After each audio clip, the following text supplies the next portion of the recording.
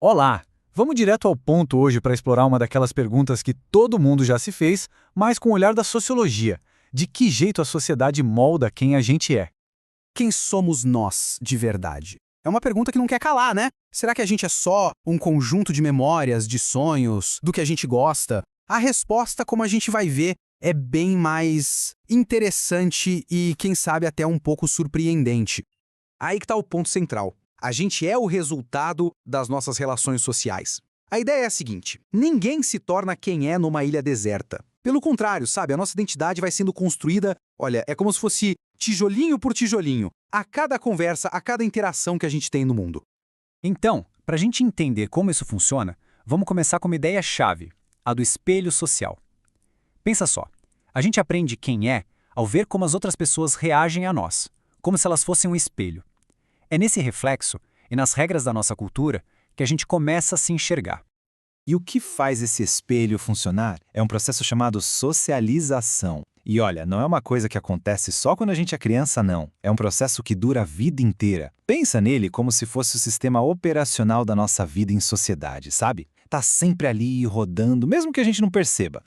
E já que esse processo dura a vida toda, é claro que ele vai mudando, né? Depende da fase em que a gente está. Os sociólogos costumam dividir essa jornada em 3 grandes momentos, e cada um deles tem seus próprios desafios e, claro, suas próprias influências. Vamos dar uma olhada em como essa jornada acontece, desde que a gente nasce até a velhice. Uma etapa vai se encaixando na outra, sabe? E juntas elas vão moldando sem parar a nossa personalidade social. Bom, o primeiro estágio é a socialização primária. Essa aqui é a base, o alicerce de tudo.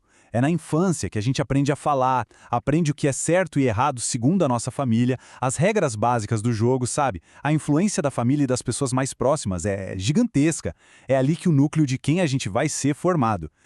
Aí a gente cresce e entra na socialização secundária. Já na vida adulta, o jogo muda um pouco. A gente aprende a se virar em novos lugares, tipo no trabalho ou quando faz novos amigos. A essa altura, nossa personalidade já está mais ou menos formada. Mas grandes mudanças, como, sei lá, trocar de carreira, mudar de cidade, tudo isso pode gerar umas crises e forçar a gente a se readaptar, a repensar muita coisa. E por último, temos a socialização terciária, que acontece na velhice. Nessa fase, é comum que o mundo social da pessoa fique um pouco mais restrito. Aqueles papéis antigos de profissional, de pai ou mãe de filhos pequenos, eles podem sumir. Isso pode levar a um processo que alguns chamam de dessocialização. Mas, ao mesmo tempo, exige uma ressocialização, que nada mais é do que aprender a viver e se adaptar a essa nova e super importante fase da vida. Ok, então o que é que a gente aprende nesse processo todo de socialização? Basicamente, a gente aprende a desempenhar papéis. É como se a vida em sociedade fosse um grande teatro e cada um de nós tem vários personagens para interpretar. Agora, atenção aqui porque é super importante a gente diferenciar papel de status. O papel é o que a gente faz, é o comportamento que esperam de alguém, como filho, como chefe, como amigo. Já o status é o prestígio, o valor que a sociedade dá para essa posição. Pensa assim, um é a ação, o outro é o reconhecimento. São as duas faces da mesma moeda social. E como a gente vive vários papéis ao mesmo tempo, né, às vezes a coisa complica. As expectativas de um papel batem de frente com as de outro. É exatamente aí que acontece o tal do conflito de papéis. E convenhamos, isso é super comum na vida de hoje. Vamos pegar um exemplo clássico para ficar bem claro.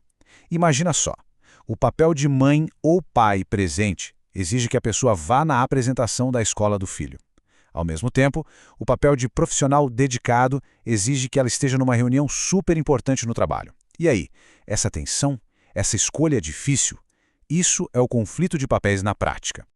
Beleza, agora vamos amarrar as pontas. Como é que todo esse processo de socialização, de viver esses papéis, constrói de fato a nossa identidade?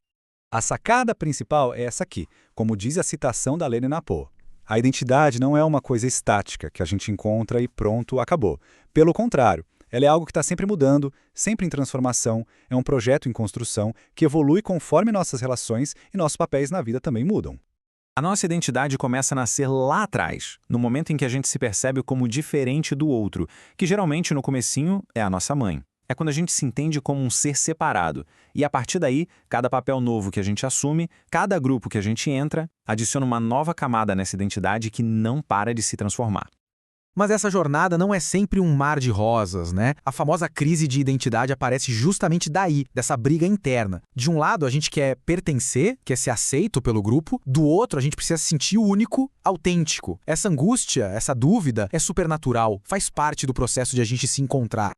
Então, peraí, se a sociedade nos molda tanto assim, a gente é só um bando de marionetes? Não, calma, não é bem por aí. A chave para a gente ter controle da própria vida está num último conceito: a consciência de si. E ter consciência de si, nesse papo aqui, não é só ficar pensando na vida, não. É muito mais. É entender de verdade como as nossas relações, o nosso lugar no mundo, nos fizeram ser quem somos. É conseguir ligar os pontos entre a nossa história pessoal e a história maior, a da sociedade. E aqui está o pulo do gato. Ter essa consciência de si dá um poder imenso pra gente. O poder de questionar os papéis que a gente desempenha sem pensar, o poder de entender por que a gente age de um jeito ou de outro, e o mais incrível, a capacidade de conscientemente escolher e até mudar a nossa própria identidade social com o tempo. E para a gente fechar, fica aqui uma provocação para pensar depois. Se os papéis sociais nos moldam, quem é que molda os papéis? Se a gente aprende a seguir um roteiro que a sociedade cria, a pergunta que fica é: quem ou o que escreve esse roteiro? Pensar nisso é o próximo passo, não só para entender a gente mesmo, mas para entender o mundo inteiro à nossa volta.